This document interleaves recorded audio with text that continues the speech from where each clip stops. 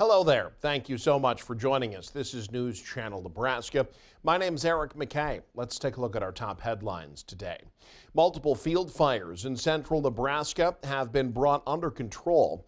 Custer County Emergency Management says multiple fires that sparked Monday were still active overnight, but first responders were able to control them and keep them from spreading further. Emergency officials say departments in Custer County got a much-needed break overnight, with neighboring departments taking over monitoring duties. Some 6,000 acres were scorched in rural Custer County. This is the Lillian fire north of Broken Bow, was estimated to have burned about 870 acres as of Monday evening. 2 firefighters were injured battling that blaze when their fire truck rolled. Broken Bow Fire tells us one firefighter transferred by life flight to a Kearney hospital where he's said to be in stable condition. The other firefighter was treated and released from a Broken Bow hospital. No word as of yet on a cause of any of these fires. The National Weather Service has been warning of an elevated fire danger across much of Nebraska this week. Firefighters in the Sandhills have been busy battling multiple blazes. Casey Wannenberg has details from a fire near Norden, east of Valentine. This was one of several fires in the Sandhills of Nebraska on Monday. Flames ripped through a canyon south of Norden as firefighters from several departments worked together to battle the flames. The fire danger is terrible right now, especially with the wind. There's a lot of people burning the last few days, trying to get rid of tree piles, and then now you got the wind. Joe Kronhoffman with the Ainsworth Volunteer Fire Department came to this fire straight from another one in Long Pine Hills east of Ainsworth. Ended up being fairly small, but if we wouldn't have caught it, it would have jumped and got a lot bigger. Here near Norden, an area landowner says his family had burned brush a couple of days ago and was keeping an eye on hot spots. But with high winds, the fire quickly reignited and spread. They're not the only ones. Brown and Rock County Emergency Management is asking anyone who burned during the recent snow to monitor for signs of reignition. Even after the snow, there's very little moisture in it. It's going to dry up real fast. A warning throughout this week with above average temperatures and high winds in the forecast. Near Norden, Casey Wannenberg, News Channel, Nebraska. Maintain, nourish, and support your health by visiting our Good Health, Good Life shopping tab. You'll find select multivitamins, probiotics, and more designed for you. Make the Good Life even better and promote your health in 2025. In other news, the chaos around an email to federal employees continuing. Once again, Elon Musk threatening to fire workers over it, but many employees say they don't know what they're supposed to do. Amy Kiley has the latest on the mixed messages they're receiving. There's a lot of confusion. Calls for clarity are growing around an email asking federal employees what they did last week. It's now past the response deadline listed on the email. But Elon Musk is doubling down. He says employees will get another chance to submit answers. He says on X, quote, failure to respond a second time will result in termination. That post yesterday comes just hours after seemingly contradictory guidance from the Office of Personnel Management. That's the agency that sent the email. It says responding was voluntary but strongly encouraged. In fact, a number of federal agencies say they don't want their employees to answer. When is it that somebody doesn't answer the email and they are reprimanded or let go or terminated? A handful of Republicans are joining those who say the mixed messages are confusing. Senator Shelley Moore Capito says the email wasn't handled well. She says clarification would be good. Senator James Lankford says he wants to know, quote, where did that come from and why did that go out that way? Just ease up a little bit so we can actually get some really good things done, but make sure it's concisely done without a lot of negativity. Calls for compassion are on the rise, too. As federal job cuts continue, lawmakers say they're hearing from constituents who are now out of work. I really wanted to hear their concerns, and let's work together about how can we find you the next job. I'm Amy Kiley reporting. With the spring and summer travel season approaching, units of the National Park Service are facing staff issues like other federal agencies.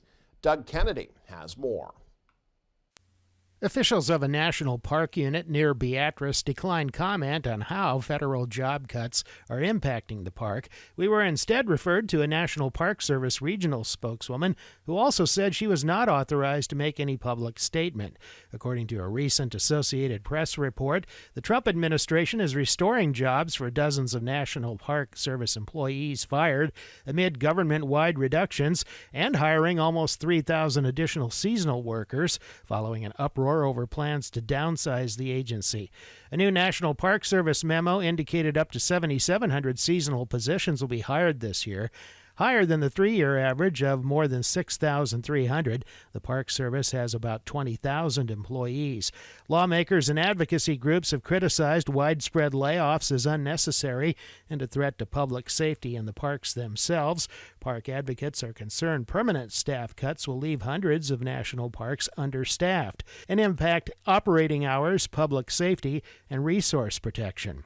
At the Homestead, the historical park is nearing its season when travel will increase and several special events are typically held, such as the Homestead Days celebration in June. The Homestead National Historical Park is currently without a full-time superintendent after the retirement of Betty Boyko at the end of 2024. It was not clear for now whether that position will be filled permanently.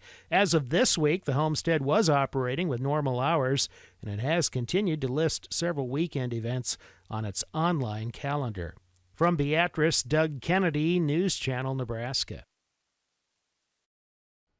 Turning to legislative news, schools all over Nebraska have taken multiple steps in the name of keeping kids safe, including installing cameras and in some cases collecting data on students. But one Nebraska senator says she's concerned about who might have access to that information. Lincoln Senator Danielle Conrad has proposed LB 31. It's a bill that would require schools in Nebraska to say what surveillance tech they use and publicly identify how they collect student data and what they do with it. Specifically, Conrad says she wants to protect Nebraska kids' information from being shared with the wrong people. It is not a mandate. It is not a prohibition. It brings forward the same concerns that this body has expressed and is focused on this year in relation to keeping kids safe from big tech. In fact, look no further than our agenda today. 2 bills down, there's a major piece of legislation that Senator Bosin has brought forward that's already and equally advanced from committee that has many of the same goals. I am asking this body to apply that same concern and standard to tools of technology that enter through the schoolhouse doors. But the bill received pushback on the floor of the unicameral Monday. Senator Brad Von Gillard of Elkhorn said he's against the measure, saying the bill would be ineffective from preventing any real harm from coming to kids.